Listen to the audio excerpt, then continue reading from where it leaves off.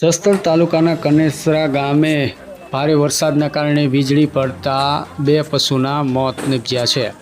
ત્યારે ગઈકાલે રાત્રિના સમયે ભારે વરસાદ હતો અને તે દરમિયાન આજે ભારે વરસાદના કારણે વીજળીના કડાકા ભડાકા થયા હતા અને તે દરમિયાન 2 પશુ પર વીજળી પડતા 2 પશુઓના મોત નીપજ્યા છે। ત્યારે સ્થાનિકો પણ પહોંચ્યા હતા। તમારું નામ? નમસ્કાર સાહેબ, રમેશભાઈ વૈશ્વરામભાઈ રાઠોડ, સરતામપર મારું ગામ। હા, હું મંડળીમાં નોકરી કરું છું, સરતમજૂર સહકારી મંડળી। હા હા ગેસના બાટા માટે હું કાલે આવ્યો હતો અને આજે આવ્યો છું। આ લોકો મને બાટલો દેવા માગતા નથી। સિમ કાર્ડ એ મોબાઈલ નંબર મારા હારે જ છે, પણ આ લોકો શું કરવા માગે છે એ હવે દરબાર સાહેબને ખબર પડે આગળ શું વિધિ કરવી એમ। શું કહે છે તમને ઓફિસમાં? એમ કહે છે કે આમાં કાંઈ નથી એમ।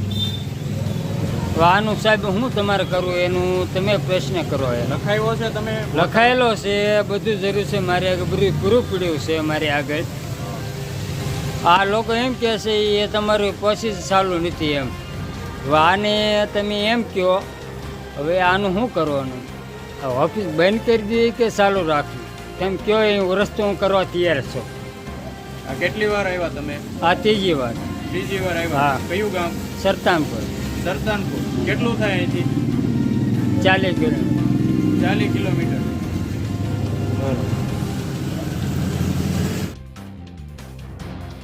જસદણ તાલુકાના સાણથલી ગામે આજે ફરીથી ચોરીનો બનાવ છે તે સામે આવ્યો હતો।